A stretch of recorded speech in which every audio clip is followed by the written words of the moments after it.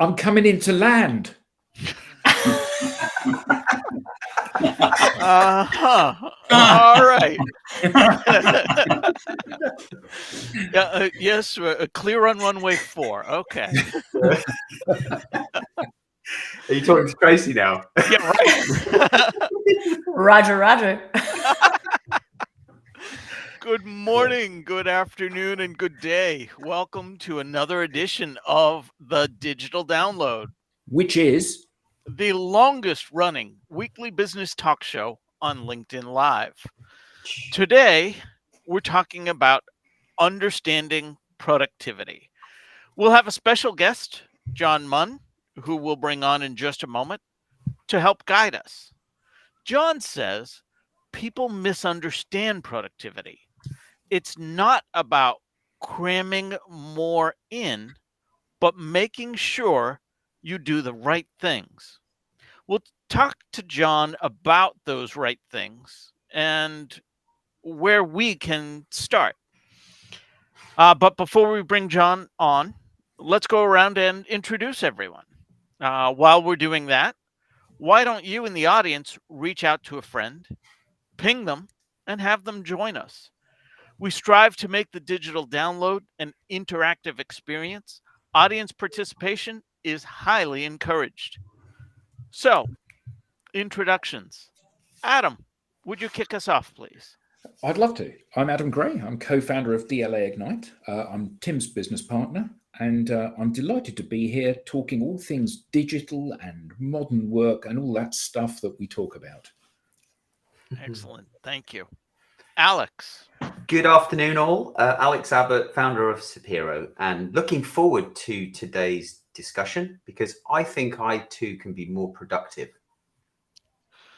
All right. Sounds good. Tracy. Good morning, everyone. Tracy Borson, founder of TLB Coaching and Events, a proud DLA Ignite partner. And I'm excited about the productivity conversation because I'm with our special guest. I think we think about it wrong. So I'm excited to dive into it. All right. Sounds good. And Tim. Hello, everybody. I'm Tim Hughes. I'm the CEO and co-founder of DLA Ignite. And it was only this week that I was having a conversation with somebody, and they said that their productivity was and productivity. and I said, "What's that?" And they said, "Well, I do this and this and this and this." I've heard that before, Tim. Yeah. Yeah.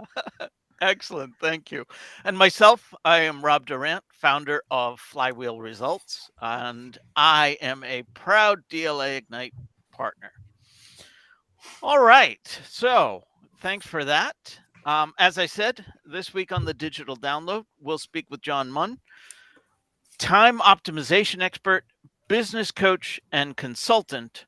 John works with business leaders and entrepreneurs to help improve their business, reduce the amount of time that they need to work, and make more money in the process. John, good morning, or rather, good evening, and welcome. Please tell us a little bit more about yourself and how you got here. Yeah, hi. So I'm John J.D. Munn, as you've heard. I'm calling from Thailand right now. Well, what time is it? So it's 8:05 in the evening. Okay. So yeah, nighttime here, I suppose. But yeah, we're me and my partner. We both run businesses, and we're slow mads. So bit of an icky term sometimes, but we move country every year. So we're in Thailand at the minute. Where were you last year? We were in Spain, in Valencia. Oh, lovely. Nice. And any ideas where you're going next year? We're thinking Mexico. Right. We're not sure. We'll do another year back in the UK for family reasons, but Mexico seems to be calling, so check it out. That is so cool. Very cool. Excellent. John, let's start with a basic question. What do you mean when you say most people misunderstand productivity? Yeah, I think there's an understanding of productivity when people talk about it, where if you say, I've been really productive, a lot of the times people means they've got lots of tasks done. normally quite small tasks. They've done lots of little things, so they feel productive. And that kind of pulls in with what people's understanding of productivity is, which is normally doing more. People feel that when they've done more, they've been more productive, all is good. From what I've seen and from what the research shows, counterintuitively, usually doing less leads to better results. So a lot of people understand that doing more means you're productive. I would argue that doing the right things means you're productive. And sometimes that means doing nothing at all. That could mean taking a break and actually just having the day off might be the most productive thing you can do that day, especially if you're close to burnout, for example. And that runs parallel to what people's intuitive understanding of productivity is. So I like to redefine it as, rather than doing more, it's about doing the right things. It's about achieving the results that you aim to achieve. And I would argue in the easiest way possible should be part of that. But that's kind of a caveat on the end. So yeah, achieving what you want to achieve. If you've achieved what you wanted to achieve, you've been productive. So how do you know which are the right things to do? Yeah, that's a difficult question. And there's a lot of stuff that feeds into that. If you're running a business, or if you're even if you're working within a business at the moment, or even in your personal life, a lot of the time people complete tasks that intuitively they think will be useful. And unfortunately, our intuition on what tasks are worthwhile or not is usually pretty bad. A lot of people think doing this or doing that makes a difference. And when you look at data, actually that thing didn't make much of a difference. So one of the things that I start with clients and just with everybody, if you want to be more productive, my number one thing would be to track your time.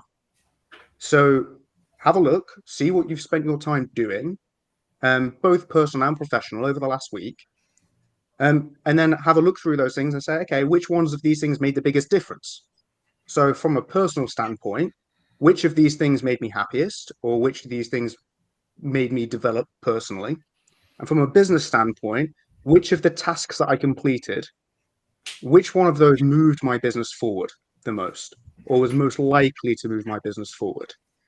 And what you tend to find is that, especially among people that are working a lot, that are doing 60, 70-hour weeks, when they actually look at their time, they're really confused, because it's, oh wow, I thought I was working so much, but actually I spent 9 hours on this thing that probably should have only taken half an hour, or I spent 5 hours on social media and just scrolling, and it didn't really make a difference. Maybe I was commenting on this or that or whatever. And when you look through these tasks, you can then say, oh, okay, well, actually, roughly 20% lead to the outcomes that I actually want to lead. So the Pareto principle there, 20% leads to 80% of the results. 20% of inputs leads to 80% of the outputs. And you can do this with your time. So how do you know what stuff is actually productive? Well, firstly, have a look to see what stuff you're even doing. A lot of the time, people aren't aware of what they're actually doing during a week, which it sounds a bit weird, but I encourage you to check yourself, and you'll probably find that, oh, wow, I didn't realize I spent so much time doing that. So first thing, find out what you're doing, and then have a look at the results from those actions and see whether or not they were worthwhile, whether or not that amount of time was worth it to you. That's usually a good place to start from. Hey, John, I have a question, because one of the things that's happening in my brain is, what's the relationship between the right things and the meaningful things? Because I think there's different meaningful things for every person. And how is that related to the right thing? I'm somebody that believes that I think I'm going to stop. I've met a lot of people that run businesses. I've worked with a lot of people that run businesses, and I've met a lot of very wealthy people. So some people worth hundreds of millions. And the one thing that the majority of them have in common is that they're unhappy.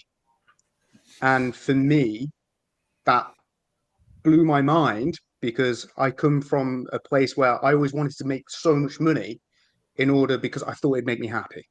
And then I met all these people that had made loads of money and they weren't. And it didn't make sense. And when I looked into it, a lot of them were doing things that other people might say were meaningful, but them themselves didn't find meaningful. Or they were bored with what they did, or they didn't have time to do the things that were meaningful in their life because they were so busy making all the money. And to me, that doesn't make sense. So as a business owner, I think if there is a strong conflict between doing things that are meaningful and doing things that are the right things, then you're probably in the wrong business. Something's gone wrong there. It's not to say that you can't have a separation there. It's just that often, if you're finding that the majority of the time is spent doing things that aren't truly meaningful to you, something's gone wrong. And you can fix that. So that conflict between what's meaningful and what's right, I would argue that there shouldn't really be a conflict there. Sometimes it might mean reassessing your goals or understanding how A leads to B. So if doing the work that maybe doesn't feel meaningful to you leads to you doing more meaningful stuff, sometimes that's an assessment you need to make and see if that's worthwhile to you. But there shouldn't be a strong conflict between the two, in my opinion. So with the things you necessarily shouldn't be doing, how do they get done? A lot of the time, the best answer to that is they shouldn't be done. There's a lot of stuff that people do in their business that you'd be better off just not doing at all, which sounds scary, and I get that. But when you assess the situation objectively and say, okay, if I stopped doing this thing, what would be the consequences of that? And if the consequences are very low, probably worth stopping doing the thing. There's a good quote on this, which is, don't do as much as possible, do as much as is needed on it. So I think a lot of people go through their life trying to do as much as possible all the time, and that actually detracts from the things that make a difference.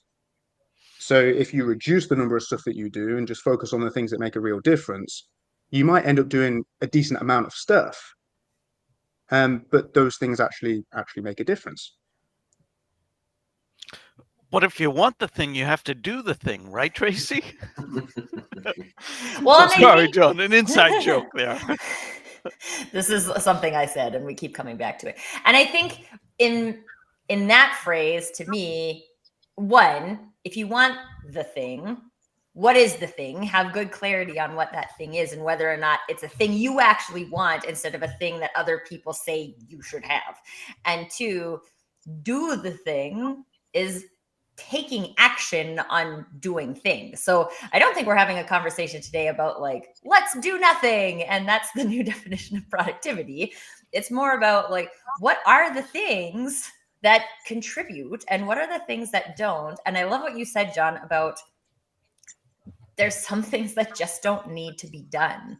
And this is actually a challenge I have with the virtual assistant industry, is not that virtual assistants aren't skilled and helpful. And I love the fact that like a lot of stay-at-home moms are doing that type of thing just to make a little bit of money on the side. The thing is a lot of the things that get outsourced to resources like that really don't need to be done. And there needs to be more of a conversation about, do I need to do those things versus, oh, I can outsource this for $5 an hour, so I'll just do them anyway. But like, from my perspective, especially from a marketing perspective, I have done a lot of work in my corporate jobs that didn't contribute to anything. And I saw that. I saw all this work going into things that didn't drive the business, that didn't turn into clients, that didn't do anything. And that doesn't feel really good from a personal value perspective. I'm just here doing stuff. And I think this is why quiet quitting became such the phenomenon, is that a lot of people are doing that because they think that's what it is to be productive. I come to work, I work for 8 hours, I check the boxes, I go home, I was productive today. And is it? So I'd like to pick up on something, a couple of things actually. So one of them is an observation. In a previous life, many years ago, I got to interact like you with some very, very, very rich people. And that was my observation, was that I don't think I met anybody that was really rich and really happy. So there's often a massive paradox going on there, because when you haven't got money, you think that money is the thing that's missing from your life. And when you have got money, it would appear, these people think they've wasted their life doing the stuff to make money rather than the stuff to make them happy.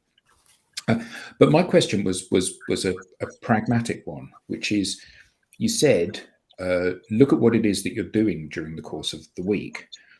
And that's kind of like the personal time management equivalent of entering things into your CRM system if you're in sales, which is, I'm too busy doing this stuff, which is crap, for me to be able to make a note of. So how do you collate your time and measure that in a way which makes sense, that doesn't take all your time to do?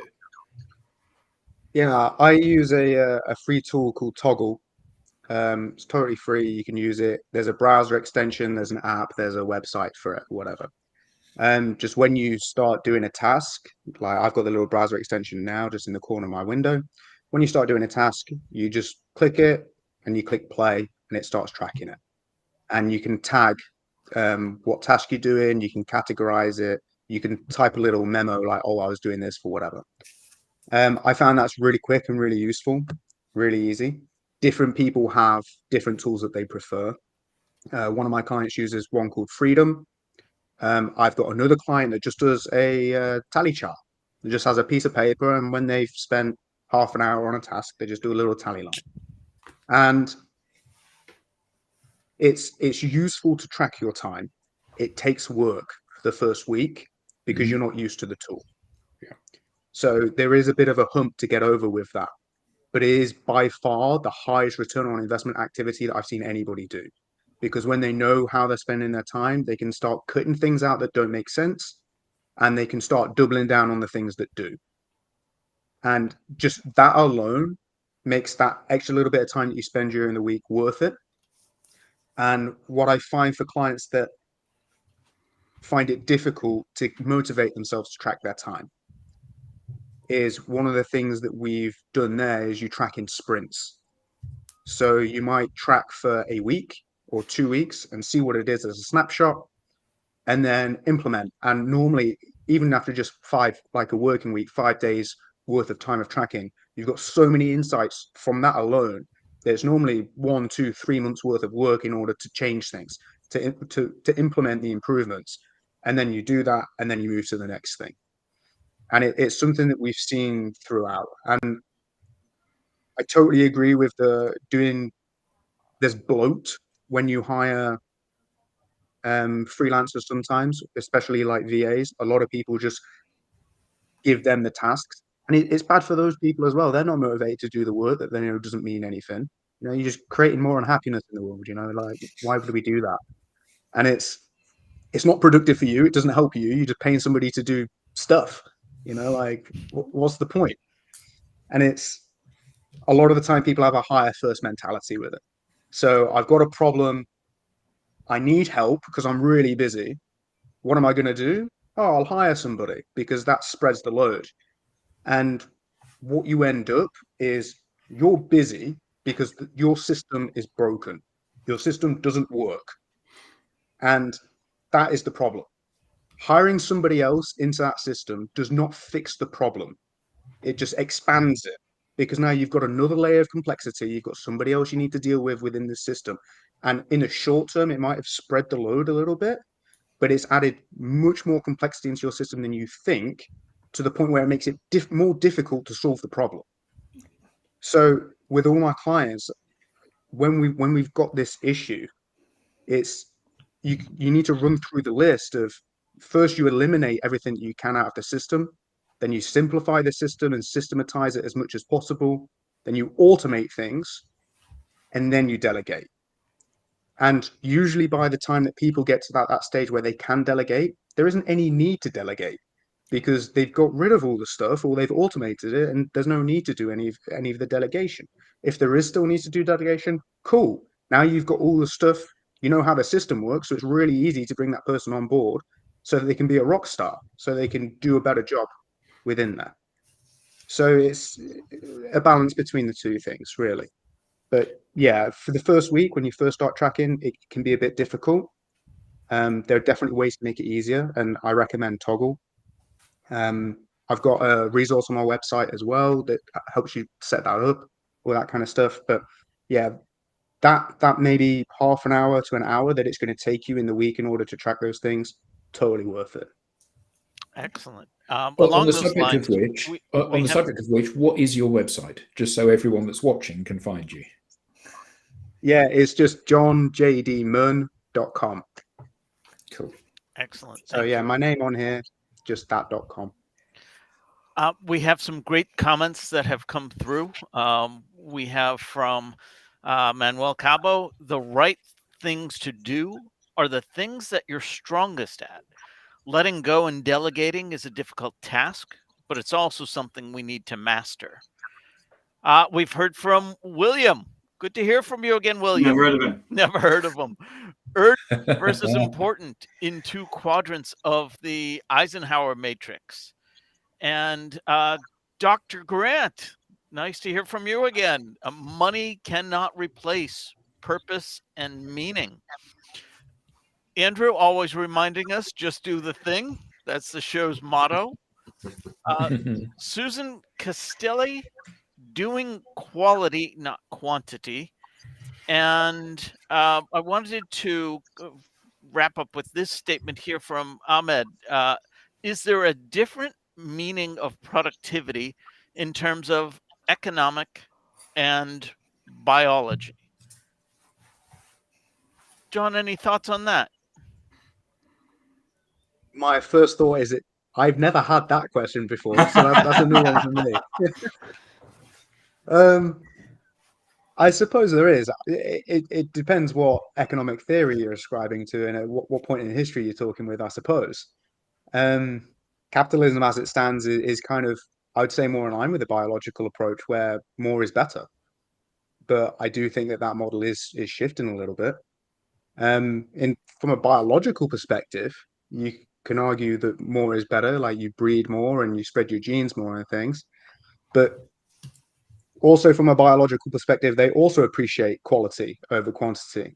So for example, I saw a video like a few weeks ago of birds being more selective about which eggs hatch and which eggs actually get the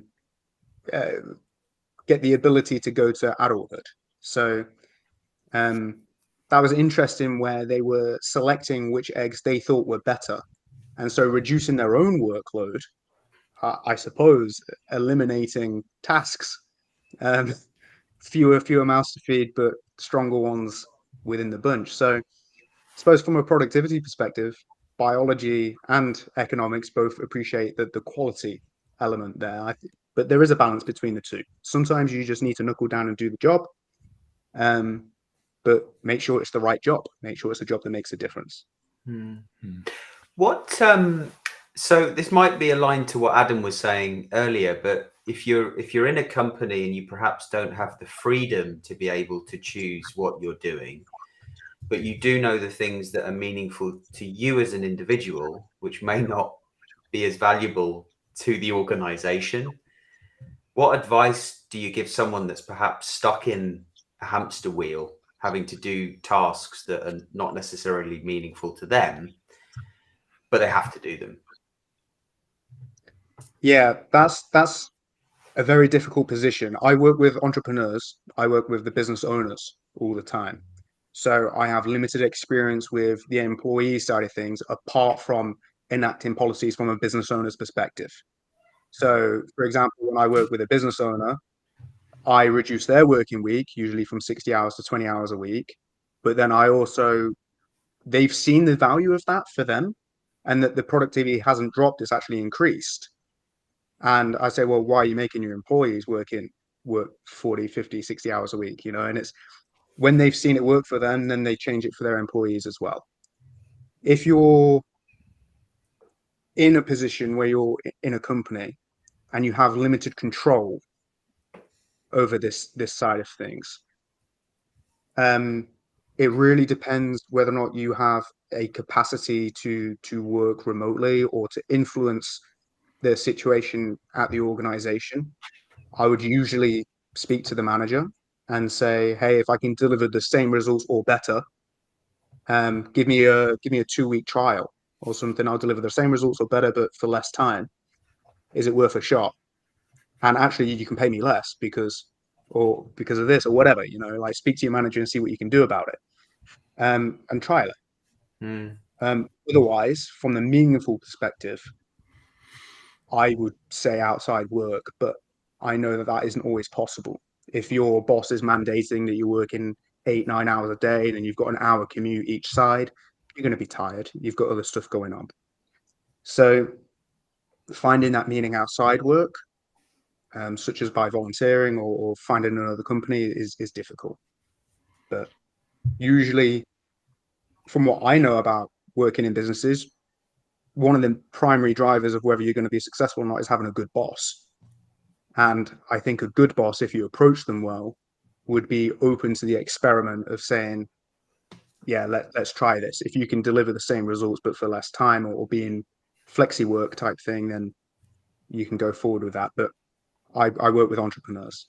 Yeah. I guess it's difficult when you think about asking your manager or your boss for that time. Then the question is, how much time do you need to prove that your output's going to be greater? Yeah. I think it's an interesting conversation from a management perspective, because I've used this example on the show before. I had a sales rep who was making 125 calls a week and accomplishing nothing, right? Like booking no calls, booking no sales, nothing. And so I asked him what he would do instead. And I gave him a week to just do what he would do, because I don't want any of my sales reps to get zero. I want them to get something. Then we all win, right? You get commission, the business makes more money, I get a raise, everybody wins. And so it's really interesting to me from a management perspective, because I don't understand the people who would rather hard implement a process than get results, right? If the process isn't getting results, there's something wrong with the process, fix the process.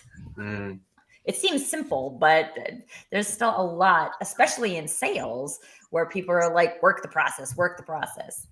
So sometimes what I've seen, Tracy, quite often is that people do what they want, what they like, and they don't do what they don't like. So I had someone come to me and said, I don't have time for any of these things. And they say, okay, well, let's look at what you're doing. So you go through their calendar and they say, so you went to this meeting, it was 4 hours. Why did you go to that? Well, they might need to ask me a question. What? Well, so you sat in a meeting for 4 hours I said, you could actually do work for 4 hours outside the meeting. And if they wanted to ask you a question, they could phone you up. Oh no, it's like, and so actually what the person was happening was that they were doing what they wanted, what they felt comfortable in and what they wanted to do rather than what they needed to do. Just changing that. One of the things that I did a couple of years ago, actually not long after we started the business, was I turned off all of the dings and bings on my Mac. So I get so if an email comes in and I'm doing a task, I don't know.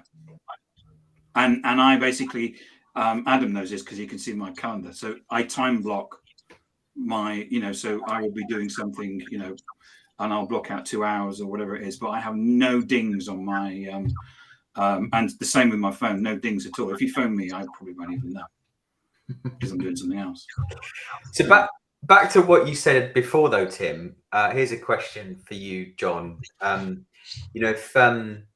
If you're working with someone, how many times do you find that the things they don't like doing, therefore they don't do it, actually have the biggest impact on their revenue, let's say, or an outcome. Yeah, it definitely happens sometimes. And I definitely, with my clients in that situation, we have a conversation about why do they not like doing this? And not from a case of, oh, you really should like doing this. It's okay, what parts specifically make you feel uncomfortable? What parts is it that you don't like here?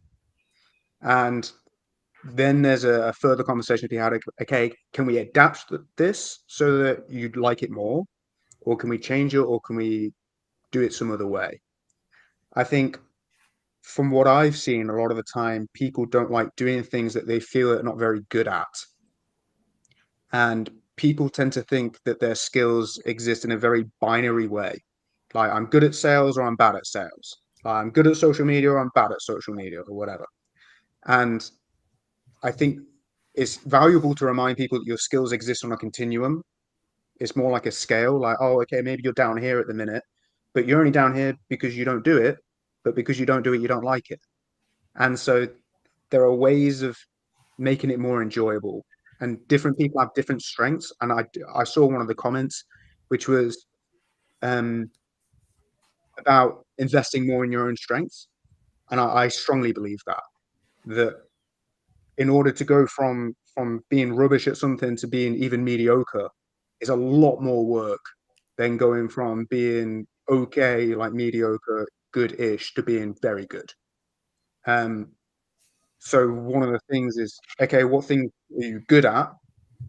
And how do we take that and do the double down on your strengths so that we can get your business to where you want it to be? Yeah, reminds me of my golf game. Managed to get a handicap of 25.8 or something. And someone said to me, that's really good. I didn't think it was good. That's really good because you're at that level now where it just gets easier from here. Aren't you at that level where a professional scratch golfer gives you 3 weeks start and then meets you on the 18th? Yeah, and I'm 24 balls less. One of the things that I learned, John, a long time ago, was actually to do nothing. I would often get tasks given to me on email, and I just ignore it, and they would never come back. It was just, and the trick is actually knowing what to do and what to ignore. Certainly in the corporate role, but there were so many things that I used to get. Like, oh, they'll never chase that up. But I think this is an interesting one too, Tim, because I had an employee once who was like that, and she was so stressed out about, it's too early. The words are escaping me. When you like keep putting stuff up, procrastinating, yeah. And she's like, I'm the worst procrastinator, right? Like, and I was like, are you? Or are you just good at figuring out what needs to get done and what doesn't need to get done? Because what you're not doing aren't things that are contributing to anything. So it was interesting because I think there's a lot of mindset that plays into that too, where we get so much flack for being lazy or for being a procrastinator, but I'm just procrastinating tasks that honestly, I'm never going to do because I don't see the value in them. I don't consider that procrastination. I consider it being diligent. And I think we get a lot of comfort. Many of us get a lot of comfort, or it's certainly people in corporate, in sitting in meetings, because kind of that's what we're expected to do in corporate, is to sit in meetings. Because if you're not sitting in a meeting, what are you doing? So we go along and we end up just sitting in meetings. And why are you here? I don't know. Actually, I'm actually from the previous meeting. I'm sitting in there. It's nice meeting you all. What are you talking about anyway? You know, it's like it's like one of those things where, you know, I've seen people do, you know, and you know, I've seen all kinds of stuff going on in, you know, just for filling in time.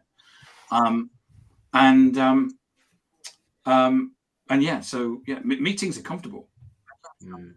How much of this is one being compassionate with themselves and you know, as you were talking, Tracy, I was thinking, oh, well, it's quite easy to beat yourself up for telling yourself that actually you should have done that, when actually, based on what I'm hearing, is it's okay just to not do it because it's the right thing to do, because it's not as meaningful. I think there's a load of stuff going on in that, isn't there? You know, you can't run away from the work that you have to do. It has to get done. But equally, you know, as John said, there's a huge amount of stuff that you do which is not playing to your strengths. That's time wasting. That's treading water. And I think that part of this is about finding your joy. And you said, John, you know, if you're doing stuff and it doesn't seem to have any purpose and that's the focus of your job, you're doing the wrong job. And I think all of us are really lucky in that we love what it is that we do. So it doesn't feel like going to work. So a lot of this stuff about, I certainly know for me, a lot of this stuff about, well, you have to carve time out of the day and go for a walk and sit in the garden and watch the stars. Well, actually, I don't, because this isn't work for me. This is something that I genuinely love doing. So I don't need to have a break from it. But I can tell you that I have worked in roles previously where I absolutely have needed to do that, but it wasn't fashionable in those days. And I don't mean that in a flippant way. What I mean is that it wasn't acknowledged that in order for you to contribute effectively, you have to be in a good place to be able to contribute. It was just like, yeah, just roll up your sleeves and get on and do it and stop moaning. But I think that part of what everybody needs to be on a quest to do is to find that job that they love doing, because, you know, it isn't about the money. Even though you think it is about the money, it isn't about the money. And actually, when you've done reasonably well and made a bit of money, you realize actually you haven't moved. You've just got nicer things. But, you know, there's the old joke about money isn't everything, but it's better to cry in a Mercedes than a bicycle. But actually it's not true. The issue there is the fact that you're crying, and finding something where you don't feel like it's work. And I'm currently, my mum had a stroke quite recently. I'm currently staying with her for a bit to give her a bit of help, which means I get to watch, when I'm not working, I get to watch some of those daytime TV type programs that you wouldn't normally watch, like Make a New Life in the Country. And one of the things that's lovely is that people say things like, I've never been poorer, but I've never been happier. And I think that part of this is about finding those things that are purposeful. And maybe if you're lucky, you can make the job that you're doing purposeful as well. But we're seeing this huge backlash, aren't we? Like Amazon, you know, the expectation is you're going to be in the office now. So 3 days a week. Three days a week. So people that have had a home working life and have constructed their lives to mean that they can contribute and they can have a life, that's all of a sudden evaporated for them, even if they're working in a company they love. And that seems like a very counterproductive way to behave to me. But I feel like this is a I've got a slight control counterpoint thing. Sorry, John? I've got a slight counterpoint to that, where there's a lot of pressure on people now to do a job that they're really passionate about, and it's the most meaningful thing, and it's wonderful. And I do agree that it's better if you can achieve that, and that you should strive to achieve that. But I do think that it's important to take the pressure off people a little bit there. And actually, if this isn't the most meaningful job in the world for you, that is okay. You can find meaning outside of work as well, and that you can balance those two things. And I think that it's important that you can recognize that there's a degree of a journey on this, and it's kind of a cliche, I suppose, but the job that you're doing right now, or anybody that's listening, what they're doing right now might suck. And you might want to improve it, but maybe you're finding your meaning outside of work at the minute, and that's kind of what's helping you get through. And maybe you'll find that job with meaning later on. And I think there's a point of being productive and making sure you're doing the right things in the process to that, such as trying different roles or trying out different skills or whatever to find what you do and don't like. But if you don't know what you do and don't like right now, that's okay. I think you just need to be purposeful and proactive about trying to find the thing that you do or don't like. Thank you for Well, saying that, John. I think you're right. There's a lot of pressure on people to, well, if you're not happy at your job, find the job that makes you happy. And Mike Rowe, a celebrity here in the United States, has built an entire reputation around, work for many, maybe most, is simply a means to an end.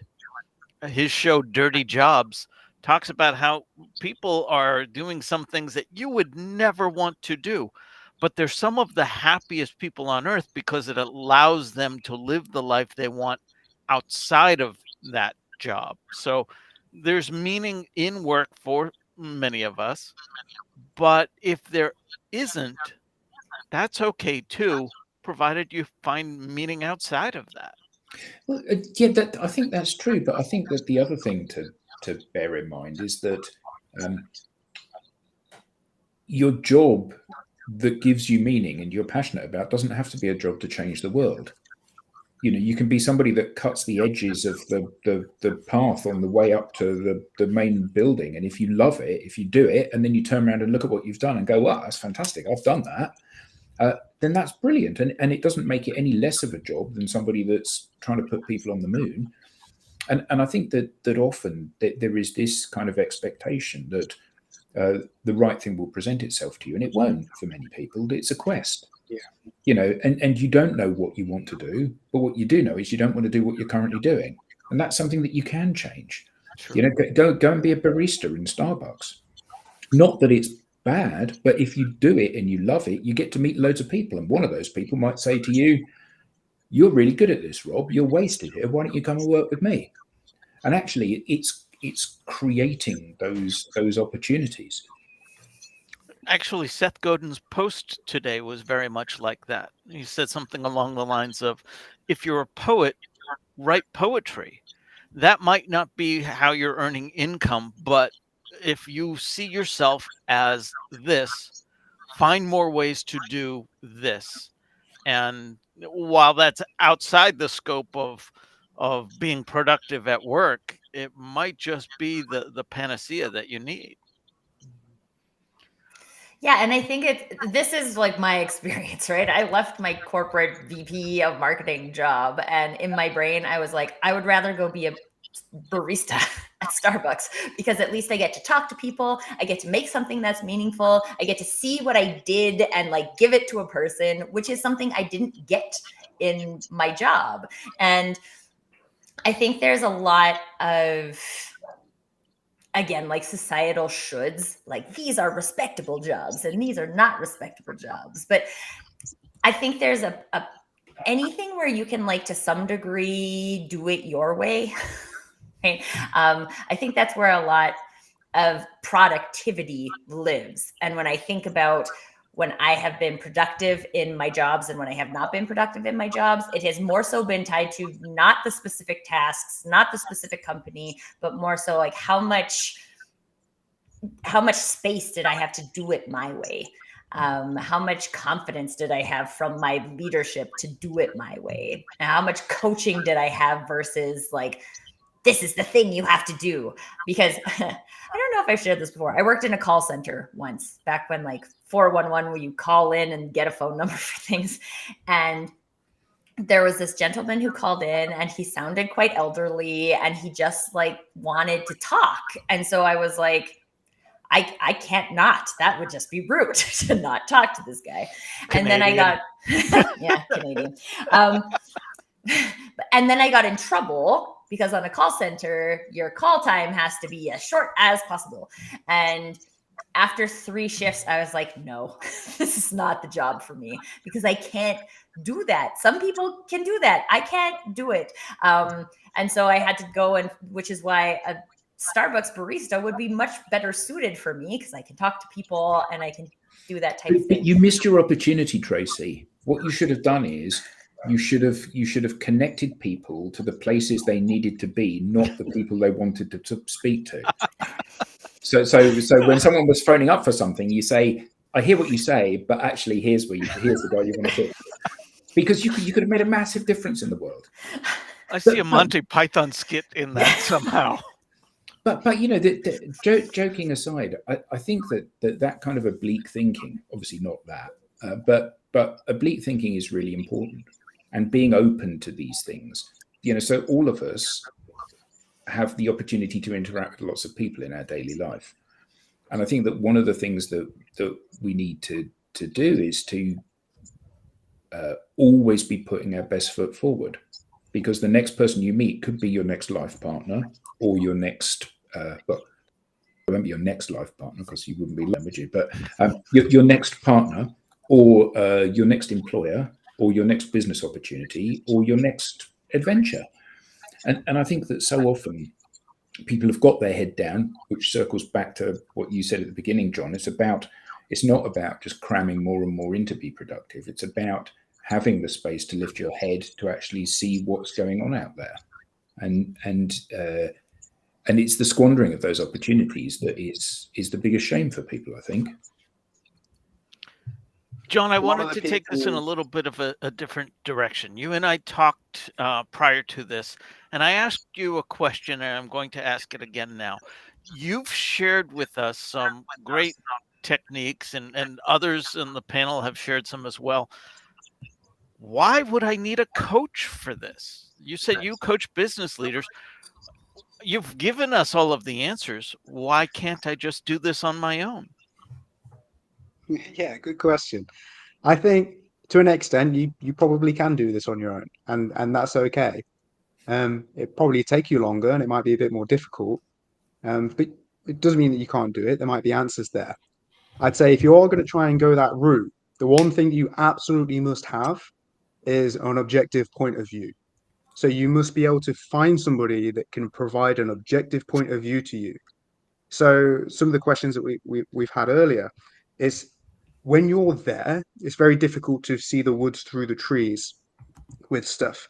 You've got this problem and you might think you need to hire, or you might have hired.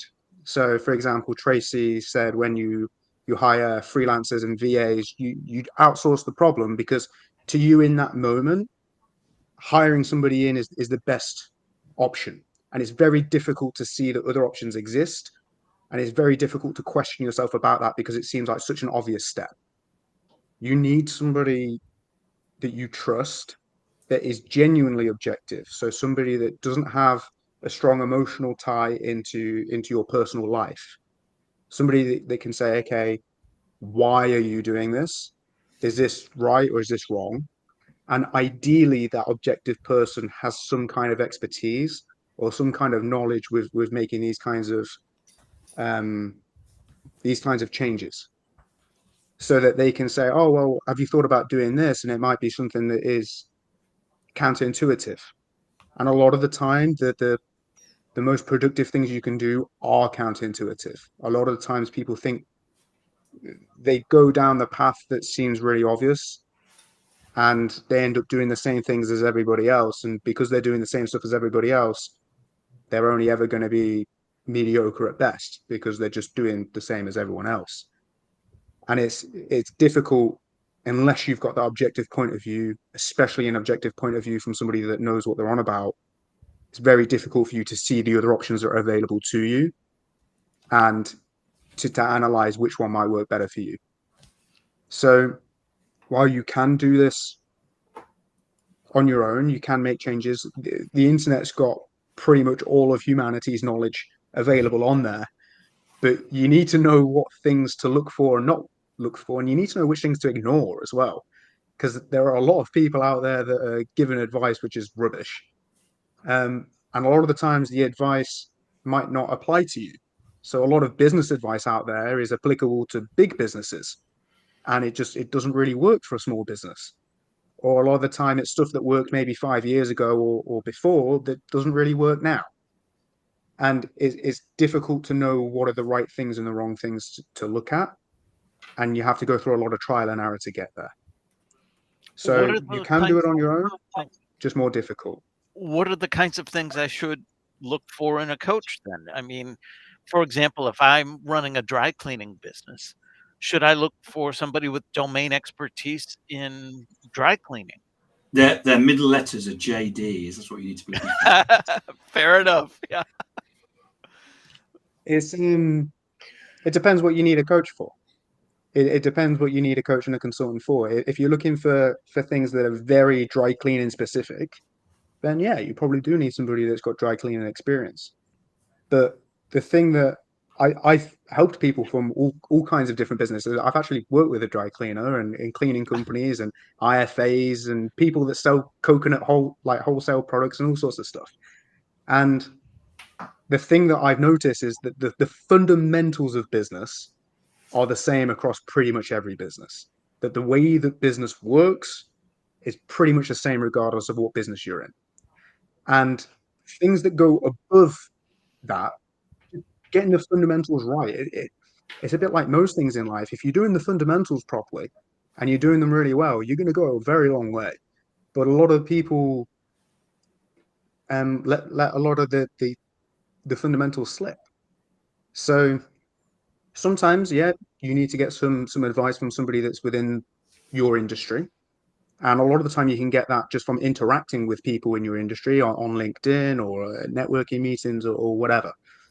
But having somebody that's run businesses and that has helped people run businesses as well, they've got a different perspective to you. And actually it's normally useful to work with people that have worked in different kinds of businesses, because what's the best practice in one business might usually really helps your business, but might not exist there yet. And it can move you forward quite quickly. So somebody that understands business in general, and ideally that has run businesses as well, is going to help you go quite a long way. I think one of the things I see too from a coaching perspective is that I always encourage people to try it themselves, because if you try it yourself and you end up getting dedicated to it, but you haven't seen the results, then that's a good arena to go and explore a coach, because they will help you eliminate all of that 80% of stuff that is noise and focus on the 20% that's actually going to get you moving forward.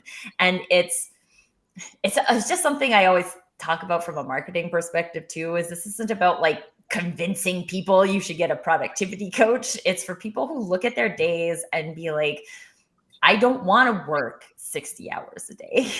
I think there's a lot of narrative, especially in small business, that you're supposed to, that it takes like 60, 80 hours a week to build a business. And I remember when I left corporate, I was working about 50 hours a week. And I was like, no, I'm convinced that I can make the same amount of money working half the amount of time. And so I had that dedication to productivity. I need to. Plus, I have a 5-year-old at home. Productivity is like one of the most important things to make my day go around. And it's about looking at like, is that what you want to do? Is that the thing? If you want to get the thing, you got to do the thing. Is that your thing? And if you want to go there, then you should hang out with the people who have seen people get there, who have guided people to that, and learn from them, and then make an investment in yourself so that you can say, I'm investing in this. That's what a coach is, right? It's an investment you make in accomplishing the thing. And it helps you do the thing. I wanted to shout out Andrew's answer here. A coach will not give us the answers to everything, but will absolutely open our minds to different ideas. How much of your coaching is giving answers, and how much of your coaching is asking questions, JD? So with me, there's a clear divide between coaching purists say that you should never give an answer, that you should always just ask questions and help the person come to the answer themselves. Consulting purists are a bit on the other side, where it's don't bother asking a question, the person doesn't know, just give them the answer. And in my experience, at least the way that I run things, is I prefer a blended approach. So with people that I work with, sometimes they're stuck, they can't get over it, and it's becoming a spiral, in which case provide the answer, just help them get over this block and they can build from there. For bigger issues, you've got to have both the marriage of the mindset and knowing what things even exist. If I I'm on a call with a client and I'm like, oh, this is the type of solution we're looking for. And they say, well, how can I do that? To an extent, if I just say, oh, well, go and research it, it's not particularly useful, you know? So part of it is giving them the answer and saying, well, these tools exist. These are things that you can look at and these are things you can do. So for me, I use the blended approach where I will ask you questions and help you find your own answers so you can do this yourself. The best thing that I can do is help you find your own answers all the time. It makes my life easier, but also it makes things better for you. So that's a big part of it. Helping people find the answers, so asking the coaching questions, but sometimes you need to help people give them the answer and help them through this. So a bit of both. I'd say maybe Tracy's just left because she's realised that she's actually going to be more productive by. Ouch. Yeah. So, John, have you ever had someone come to you and say, I want to do a 3-day working week or a 2-day working week? Can you help? Yeah, I get that fairly regularly. What I would say is that a lot of my clients come to me where they're working 50, 60, 70 hours a week, and they genuinely don't think it's possible to work less, but they're burnt out. Like they're absolutely nailed by their working week, and they don't really believe that they can work less, but they know that they need to do something they need to fix the problem. So a lot of the time people come to me at that position. And so when you help them go from 60 hours a week down to 30 hours a week, usually you can do that within 2 or 3 weeks. It's much quicker than people realize. Then they go, oh, wow, like this is possible. And then they say, well, maybe I could work just 3 days a week. And so then we start working on those things. But that usually comes later in the process when people have seen that it is real, that you don't have to work 60 hours a week. So it's that comes first. But I have had clients that definitely are like, yeah, I want to work 2 days a week, and that's totally doable. Pretty much all of my clients, in fact, all of my clients now work less than 20 hours a week, myself included. I'm reminded of the book, The 4-Hour Work Week, and I went to check out the audio book, and it was an 11-hour book. Wait, you're going to take a month to listen to this one. JD, this has been great. Thank you so much. How can people get in touch with you? Yeah, so my website is johnjdmunn.com. So you can find me on there. My email is just john@johnjdmunn.com. I'm very happy to answer questions and help people with things. I do believe that sometimes you have to do things that don't scale in order to scale. I know that sounds counterproductive, but that's where I am with that. And I have a weekly email. So I send out my 3 top tips each week for things that you can do. So tools that you'll find useful that help you reduce your working week, or frameworks to use, or specific things you can focus on this week to reduce your working week. And that's just Work Smart Wednesday. It's linked on my website, or you can find it on Substack as well, worksmartwednesday.substack.com. I signed up for it. Yeah, I'm very happy to help. I just need to find time to read it now. It only takes 3 minutes a week. I'm sure. This has been the Digital Download. If you enjoyed what we were saying and you have something to say, we would love to have you on the show. There's a QR code on screen that brings you right to our guest form. You can find it at digitaldownload.live under the Be Our Guest. On behalf of myself, the panel, JD, I wanted to thank you. Audience members, very active conversation. Thank you very much for that. It's always great to hear from so many friendlies, as well as so many new people joining us this week. So again, thank you for that. John, it's been fantastic having you, and thank you very much. Thanks, John. Thank you very much, Rob. Thanks, everyone. And thanks for all the